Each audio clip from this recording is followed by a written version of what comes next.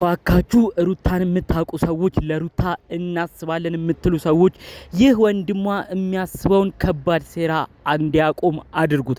እኛ አብርሽንም እየወቀስን ነው። በተለየ መልኩ ደግሞ የሩታ ወንድም እህቱ ላይ ያሰበው ነገር በጣም ነው የሚያሳዝነው።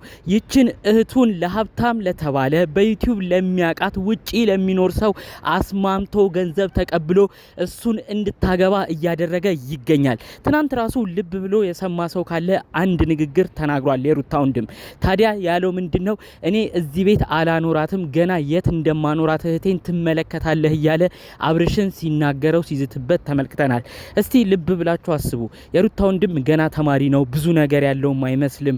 ያው የሷ ታናሿ ነው። ይሄንንም ከዚህ በፊት ብዙ ጊዜ ደጋግማ ተናግራ ነበረ። ስለዚህ ያው በምን አይነት ሁኔታ ነው እንግዲህ እሷን ድልቅቅ ባለ ነገር አኖራለሁ ሊል የሚችለው? እስቲ ይሄንን እናንተ ራሱ አስቡበት። ትናንትና እየደጋገመ ነው አብርሽ እንደዛ ሲለው የነበረው። ስለዚህ ይህ ግለሰብ ገንዘብን ብሎ እህቱን ለሌላ ለሀብታም ሰው ነው እንግዲህ ሊያስማማት እያሰበ የሚገኘው። ይህንን በዝርዝር ነው ማሰማችሁ ከየት ሀገር ይህ ግለሰብ ሩታን ለማግባት እንደሚመጣም ጭምር ነው መረጃውን እማሰማችሁ። በአጠቃላዩ በኮመንት አንድ ወሳኝ ነገር የተናገራችሁ የተመቸኝን ንግግር እኔም እዚሁ ልድገመው። አብርሽና ሩታን ብቻ ነው ማየት የምንፈልገው። ሁለቱ አንድ ላይ ሲመጡልን ተጣልተው አይጣሉም። ሁለቱ ብቻ አንድ ላይ ይምጡልን ስትሉ የነበራችሁ ሰዎች የእውነት ትለያላችሁ። እኔም አሁን ምለው ይሄንን ነው። ሩታም አንዳንዴ በሷ በኩል ያሉ ሰዎች የሷን ጥሩ ነገር የሚፈልጉ አይመስሉም። ሁሌ እልህ እየተጋቡ ከባድ ችግር ነው የሚያመጡት። ልክ እንደ ወንድሟ በአብርሽ በኩልም ያሉ ይጠቅሙኛል ብሎ የሚያስባቸው የቅርብ ጓደኞቹ አቤላና ብሩክም የሚያረጉትን እየተመለከትን ነው። ስለዚህም ነው ሁለቱ ብቻ እንደው ይምጡ አንድ ላይ፣ ሌላ ኮተቱ ቢቀር ይሻላል የሚለው ኮመንት እኔም የተስማማኝ። ይህ ሀሳብ ልክ ነው የምትሉ ቪዲዮን አሁኑኑ ላይክ በማድረግ እንድትጀምሩ በአክብሮት በፍቅር እጠይቃለሁኝ። ቻናል ደግሞ አዲስ የሆናችሁ ሰዎች ካላችሁ እባካችሁ ሰብስክራይብ በማድረግ ቤተሰብ ሁኑኝ። ሁሌም እኔ ለአብርሽና ሩታ የሚጠቅመውን እነሱን አንድ የሚያደርገውን እናንተም የምትደግፉትን ሀሳብ ነው ይዤ የምመጣው። ስለዚህ እባካችሁ ሰብስክራይብ ማድረጉ አይረሳ። እኛንም ቤተሰብ በመሆን የተለያዩ ኮመንት አድርሱን ለማለት ፈልጋለሁ።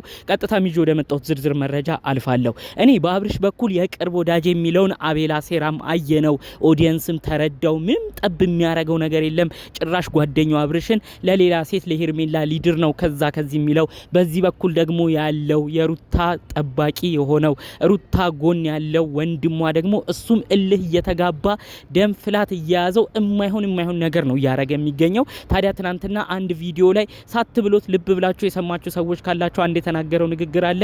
እኔ እህቴን እንዴት እንደማኖራት አሳያለሁ ነው ያለው። በምንም አይነት ሁኔታ አያኖራትም፣ እናውቀዋለን። የስንት ታናሿ ነው፣ የረባም ገቢ የለውም። አጠቃላይ እሱ ያሰበው በቃ እሷ ለሀብታም ሰው ለመዳር ለሀብታም ሰው ለሚፈልጋት ሰው ድሮ እንግዲህ እሱም የራሱን ጥቅማ ጥቅም ለማግኘት ኑሯቸውም ቤታቸውም ሁሉም ነገራቸው የሚቀየር ነው የመሰለው። እባክህ አንተ ትንሽ ልጅ የሩታ ታናሽ ወንድም ኑሮ ህይወት እንዲህ አይደለም። ሰው ወደድኩ ስላለ ገንዘብ ስላለው ብቻ አይደለም ኑሮ የሚመሰረተው። እባክህ አንተ ልጅ ተረጋጋ። ምንም ብትሆን እህትህ ሩታ አብርሽን ትወደዋለች። ምንም ቢሆን የልጇ አባት ነው። እስቲ ሁላችሁም ልብ ብላችሁ ተመልከቱ። ትናንትና አክስቷም ወደ ቤት ገባች። የሩታ ወንድምም ተናዶ ጥሏቸው ሄደ። መጨረሻ ማንና ማን ቀረ? አብርሽና ሩታ። ታዲያ ሁለቱ አብረው በቀሩበት ሰዓት ላይ ልብ ብላችሁ አይታችኋል ብዬ አስባለሁ። አብርሽ እያባበለ ሩታዬ እስቲ በቃ እሺ ይቅርታ እያለ ሊስማት ሲሞክር በቃ ሩታ ሁሉን ነገር ለመርሳት እየሞከረች ትንሽ በሱም በኩል እየሆነች ዝቅ እያለች በቃ እንደዚሁ እልህ መጋባቷን ትንሽም ቢሆን ቀንሳ ያው አንድ ላይ ነበሩ የተመለከትናቸው ማለት ነው።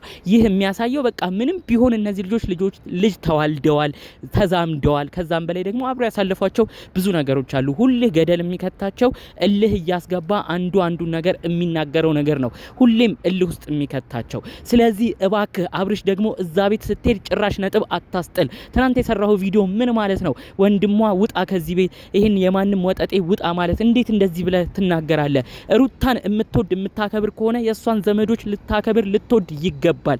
ወንድሟን እኛም እየተናገርነው ነው። ትንሽ ኃይለኝነት አለበት፣ ትንሽ ይፈጥናል፣ ተረጋጋ እያልን እኛም እየወቀስነው ነው። ለምንድን ነው አብርሽ ግን የማይሆን ስም የምትሰጠው? ይህ ወንድሟን ጭራሽ ብለህ ስልካችሁን ተጠንቀቁ ማለት ምን ማለት ነው? የምታከብርህ እኮ የሩታ አክስት አለች። እሷን ራሱ እንዴት አታከብርም? ገኒ ራሱ በዚህ ንግግርህ ምን አይነት ነገር ነው የምታስበው? ምንም ቢሆን እኮ የገዛ የራሳቸው ስጋ ዘመዳቸው ነው። እንዲህ ብለህ ስትናገር እሷ የምትወድ ደስ የሚላት ይመስላል። ብዙ ጊዜ እንደውም ገኒ የሩታ አክስት በብዙ ቪዲዮቿ ላይ እሱን እንትን እያለችው ነበረ፣ እያገዘችው ለአብርሽ ጠበቃ እየሆነች ነበረ። የሩታ ወንድም ብዙ ነገር ሲናገረው ታው እንደዚህ አይደለም እያለች ገኒ ብዙ ጠበቃ ስትሆነው ነበር ከትናንት ወዲያ። ነገር ግን ትናንት አብርሽ የማይሆን ተግባር የማይሆን ቃል ካፉ ሲያወጣ በጣም ነው እንግዲህ ተናዳ እሱን ሁሉ ስትናገረው የነበረው። አብርሽ እኔ በጣም አዝናለሁ ብላ ነው የገባችው ወደ ቤቷ። ስለዚህ ለምንድነው አብርሽ ነጥብ የምታስጥለው? ምንም ቢሆን እኮ ወንድሟ ነው። እንዴት እንዲህ ብለህ ትናገራለህ? እንደዚህ ያረጋል፣ እንደዚህ ብር ይወስዳል፣ እንደዚህ የማይገቡ ነገሮች ለምንድነው እናንተ ልጆች አንድ ሁለት እየተባባላችሁ እልህ እየተጋባችሁ የምትመጡት? እኔ አሁንም ቢሆን ክፍተታችሁን ምን ሊያጠበው እንደሚችል ባይገባኝም እባካችሁ በተቻላችሁ መጠን ሌላ ሰው ሳታስገቡ ለብቻችሁ በአንድ ቪዲዮ እንድትመጡ ነው እኔም ሀሳብና መልእክቴን ማስተላለፍ የምፈልገው። ከዚህ ጉዳይ ጋር ደግሞ ሌላ አያይዤ ለሩታ ወንድም ዛሬ መናገር የምፈልገው ነገር ምንድነው? እባክህ ከውጭ ያሰብከውን ባል ያገባታል ብለህ ያሰብከውን ሀብታም ነው ብቻ ብለህ ያሰብከውን ትልቅ ክብርና ትልቅ ሞገስ የሰጠውን ግለሰብ እባክህ ልጅቷን የማይሆን ነገር ውስጥ እንድትገባ አታደርጋት ለማለት ነው የምፈልገው። እንዲሁም እዚሁ ላይ ላነሳው የምፈልገው ነገር ይህ ግለሰብ እውነት እንዳለው ሩታን እህቱን እንድትዳር አድርጎ ሩታን ለሀብታም ሰው ከዳራት እመኑኝ ሩታ ከባድ ችግር ውስጥ ነው የምትገባው። ሩታ አሁንም ቢሆን ገንዘብ አላጣችም። ገንዘብ አይደለም ችግሯ። ሩታ መኪና አይደለም ችግሯ። ሩታ ቤት አይደለም ችግሯ። ሩታ የልጅ አባት የሚሆናት ፍቅርን የሚሰጣት ቤቱን የሚያስከብርላት እሷንም የሚያስከብራት የኔ የምትለው ሰው ነው እንጂ የምትፈልገው ይሄ ሌላ ቁሳዊ ንብረቶችን አይደለም። ስለዚህ እባክህ ለማይሆን ሰው ሰጣት፣ ሀብታም ለሆነ ሰው ሰጣት፣ ህይወቷን የማይሆን አደጋ ውስጥ አጨምረው። ሩታም ይሄ ግለሰብ ይህ ወንድምሽ የሚያቀድልሽ ነገሮች ሁሉ ትንንሽ የሆኑ ነገሮች ለሱ ቁሳዊ መስለው ትልቅ የመሰሉ ለህይወት ግን ትንንሽ የሆኑ ጭራሽ ምንም ላንቺ የማይመጥኑሽ አንቺን ጭራሽ ሞራልሽን ሊጎዱ የሚችሉ ነገሮች ውስጥ ነው ሊከትሽ የሚችለው። ስለዚህ እባክሽ ሩታ ታላላቆችሽ የሚነግሩሽን እናትሽ፣ አክስቶችሽ፣ እህቶችሽ በህይወት በትዳር ብዙ ያሳለፉ ብዙ የበሰሉ እነዚህ ቤተሰቦችሽ የሚመክሩሽን ነገር ስሚ እንጂ ይህንን የስንት ታናሽ ወንድምሽን ምክር ሰምተሽ የማይሆን ነገር ውስጥ አትግቢ። ወንድም መከታ ነው። ወንድም ያስከብራል። እኔ ይህንን ሀቅ አልካድኩም። ነገር ግን የሩታ ወንድም የሚያረገው ነገር ደግሞ አንዳንዴ የወረደ ሆኖ አገኘዋለሁኝ። የልጇን አባት አብርሽን በዚህን ያህል ደረጃ ክብሩን ዝቅ እያረገ እያዋረደ እዚህ እንዲዳረሱ ካደረጉት አንደኛው ግለሰብም እሱ እጁ አለበት። ከዚህ በፊት ሩታን እልህ ውስጥ እየጨመረ አውቀን እንጫወትበት ወድሃለሁ አፈቅርሃለሁ በይው ብሎ የዛሬ 3 ሳምንት እንኳን አብርሽ ወደ ቤቱ እንዲመለስ ካረጉት በኋላ አሁን ቀልዴን ነው በይው ብሎ ብዙ ሴራ ሲያረግ የነበረው ይህ ወንድሟ ነው። ከማስማማት ይልቅ ሁሌ የሚያመጣው የተንኮል ሀሳቦችን ነው። ያው የሩታ ወንድም እንደሚያቀደው እሷን ለሀብታም ድሮ እሱም እንግዲህ በዛው ጥቅሞችን ለማግኘት ነው። ይህ ነገር ግን እንደማይበጅ ከወዲሁ እንዲያውቀው ነው ደጋግሜ የምናገረው። ሀብታም ሰው ካልወደዳት የእውነት ካላፈቀራት ገንዘብ ብቻ ብሎ ለሰው ከሰጣት እመኑኝ እቺ ሩታ በጣም የምትጎዳበት ነገር ይመጣል። ስለዚህ ከእንደዚህ አይነት ነገሮች ሁሉ እንደው አብርሽና ሩታ ኮሜንታተሮች እንደሚሉት ብቻችሁን ለመምጣት ሞክራችሁ ያላችሁን ችግርም አጥባችሁ ሁለታችሁ ብቻ ኑልን። ብትጨቃጨቁም በሁለታችሁ ብቻ ያምራል። እመኑኝ ሁለታችሁ ብቻ ደግሞ የመጣችሁ ጊዜ ተጨቃጭቃችሁ ተጣልታችሁ አትጣሉም። እንደዛሬው ልክ በመጨረሻው ቪዲዮ እንዳሳያችሁን ቢያንስ ተቀራርባችሁ ለመተቃቀፍ ትንሽ ጊዜ ለመሰጣጣት ትሞክራላችሁ። ስለዚህ በዙሪያችሁ ያሉ ሰዎች አሁንም ቢሆን ገደል እየከተቷችሁ ነው ለማለት ነው ዛሬ መረጃዬን በደንብ ለማሰማት የመጣሁት። እባካችሁ ለብቻችሁ ለመምጣት ሞክሩልን ለማለት እፈልጋለሁ። ጠቅለል ባለ መልኩ ይዤ የመጣሁት መረጃም ከሰሞኑ ወዲያ ወዲህ ሲሉ ከቆዩ ጉዳዮች ነበሩ። በሌሎች ቪዲዮዎቻችን እስክንገናኝ ድረስ ሰላሙን ሁሉ ተመኘሁላችሁ። ሰላም።